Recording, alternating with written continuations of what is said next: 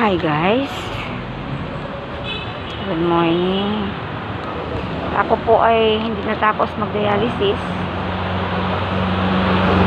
Ito, umuwi na po ako. Pero ito po yung nangyari sa kamay ko. Lumubo po.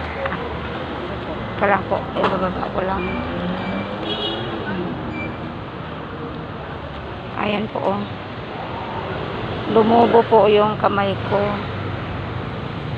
Hindi po siya natapos mag-dialysis. Tatlong tusok na po yung sa venous ko. Hindi pa rin, nagkaroon pa rin ng problema hanggang lumubo. Biglang sumakit ay lumubo po siya o lumubo. Lumubo po, parang buntis na po siya. Yan, buntis. Kasi hindi ko alam, ayos naman yung pagkatusok ng nurse.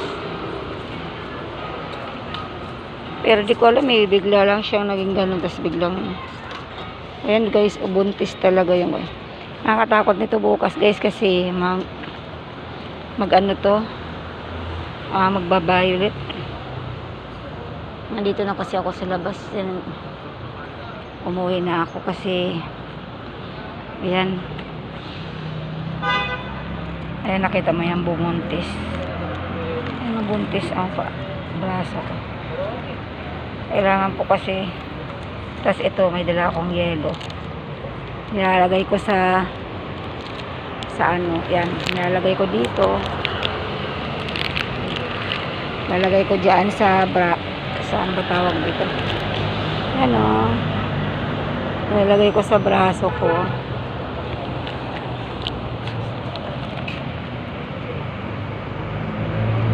Nilalagyan ko ng yelo yung braso kasi para humupa yung kanyang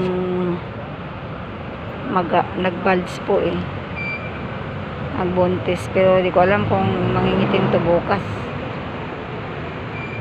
Grabe, hindi ako natapos guys, ano lang, tinanggal na mga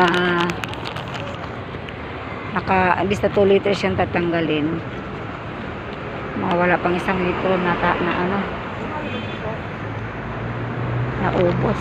Yan, uuwi na ako kasi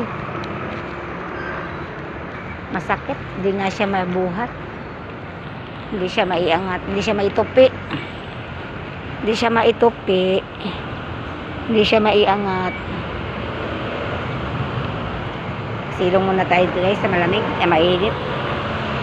Hindi siya maitupi.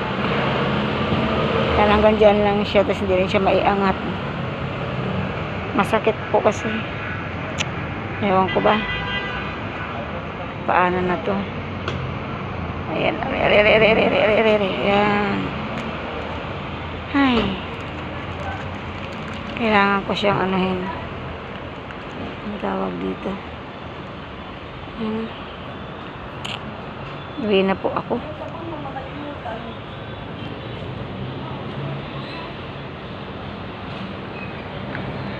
Dito lang ako. Sumilong lang ako dito guys kasi mainit. Tatawid ako sa kabila. Kunin ko muna yung payong ko. Yan, masakit siya ituwid masyado. Masakit din siyang itupi. Hindi siya maitutupi. Grabe. Nangyari. Sige guys, bye bye.